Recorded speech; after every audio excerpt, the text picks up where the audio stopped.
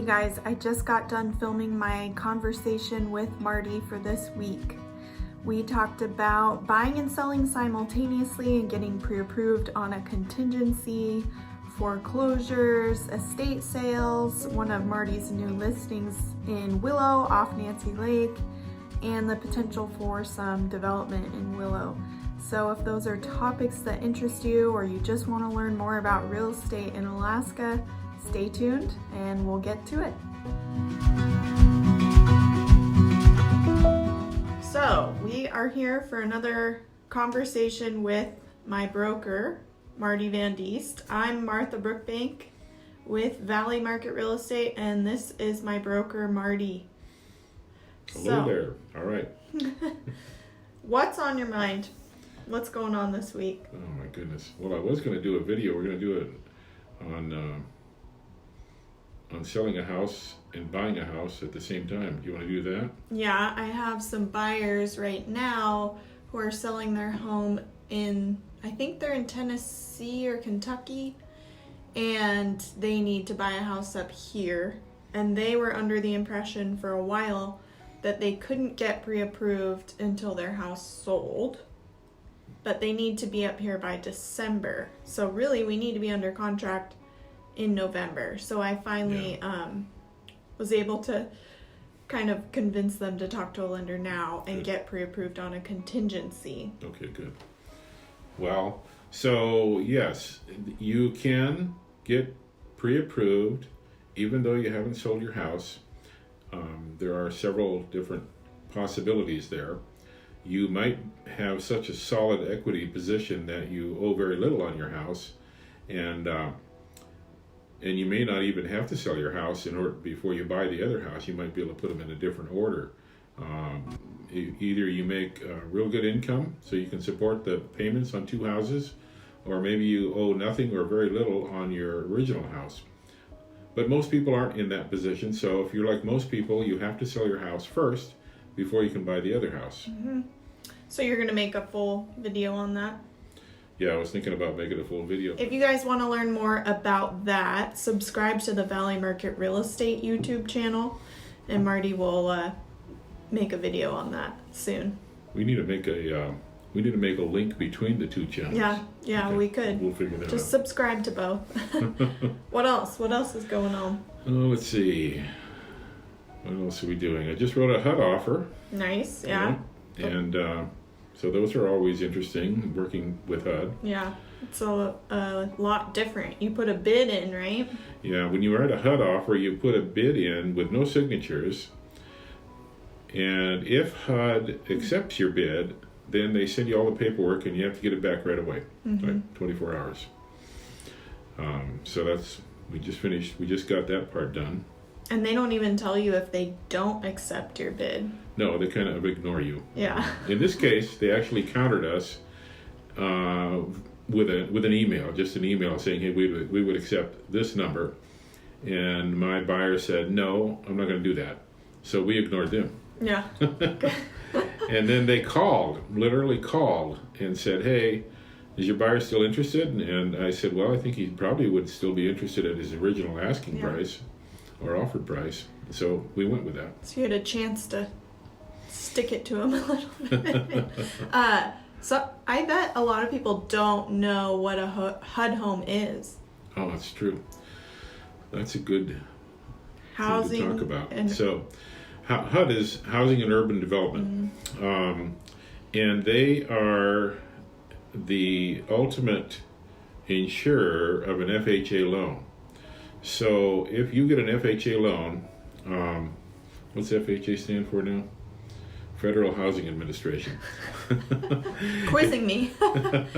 If you get an FHA loan, and let's not say you, if someone gets an FHA loan, and they default on the loan, it will usually end up going back to HUD. You may have got your loan through a lender, a local lender, or somebody like Quicken or somebody else, and it was an FHA loan, but it doesn't go back to Quicken or the local lender. It does initially, but usually that local lender then turns it over to HUD. And HUD will then secure that house and eventually put it on the market with a local realtor. And in this case, it was listed with John McMullen. Yeah. So, so there's different types of foreclosures. there are. Yeah. So Right. HUD is just one type of a foreclosure. You can have a VA foreclosure, a conventional foreclosure. There are a lot of different types of foreclosures. Yeah. We don't want to talk about pre-foreclosures, do we? No. Okay. But maybe I'll do a video on Yeah, you foreclosures. should. That Yeah, would be a that's good idea. topic. Right. I am just, all my files are kind of at a standstill. I have one closing next week, one's waiting for appraisal, one's getting mold remediation, and the other one is we're waiting for the preliminary title report. So we're kind of in the waiting game. Yeah. Well, I'm kind of in the waiting game too. I'm waiting to get places listed and on the market. Yeah, And, we need more listings. I've got several that are out there, but we're not ready to put them on the market yet. They need repairs, etc.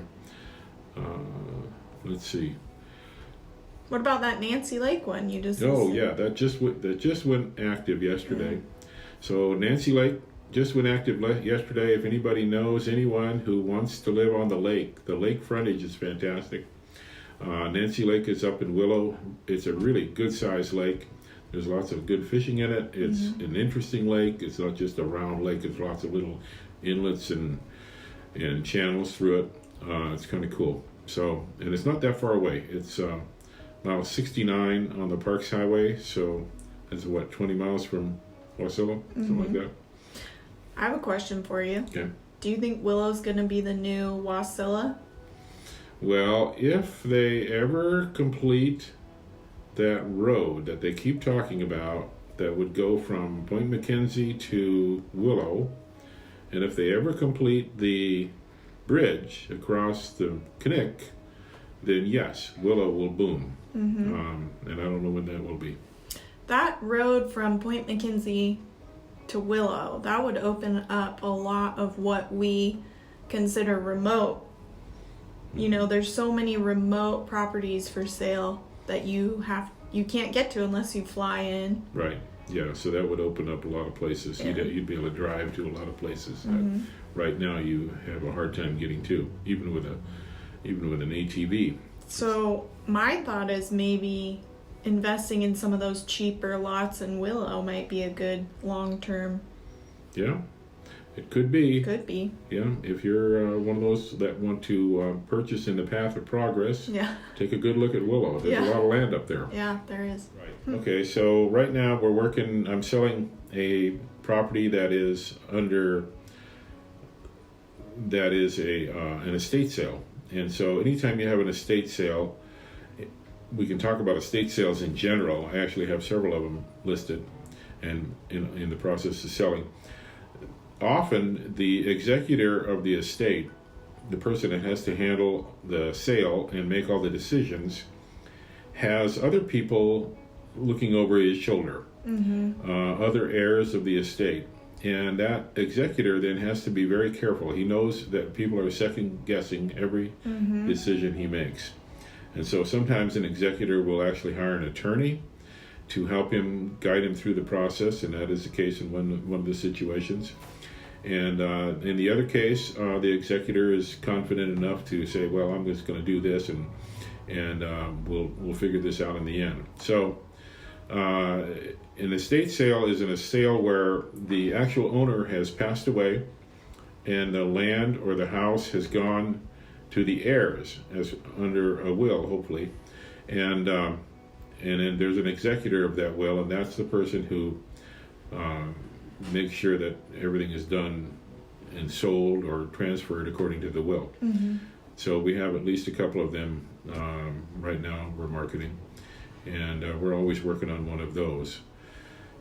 When a buyer talks about making an offer on an estate sale, it's important for the buyer to understand that the executor is not as emotionally tied. He's thinking more about making the right decision For the estate. For the estate. Whole estate. Right, for the whole estate. He's thinking about that more than he's thinking, what am I going to do for myself? Right. So you often will not see the same quick action or maybe the same reduction in price that you might expect otherwise. Mm-hmm.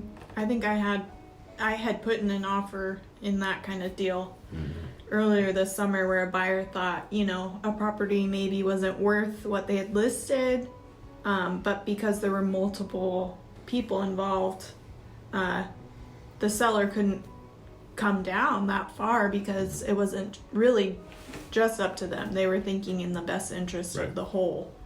But eventually they dropped the price pretty close to what we offered on.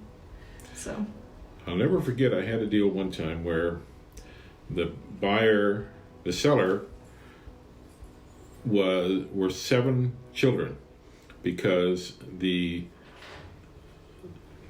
person who passed away, instead of willing it to one person, he willed it to all 7 of his children, so they all owned the lot together, and they wanted to sell it. I guess I had to have all 7 sign the listing agreement, and that was fine. But then when we got an offer that wasn't at the asking price, I had to get 7 signatures on the contract. 7 opinions. 7 different people. Oh. We finally got it sold, but you can imagine what that was like. Yeah. That's tough. All right. Well, I think that's enough for them for this week. Huh? Yep. Okay. Thanks, guys. Subscribe to our channels, Valley Market Real Estate, and this one right here, Martha Brookbank Real Estate Sales. And we'll be back. All right.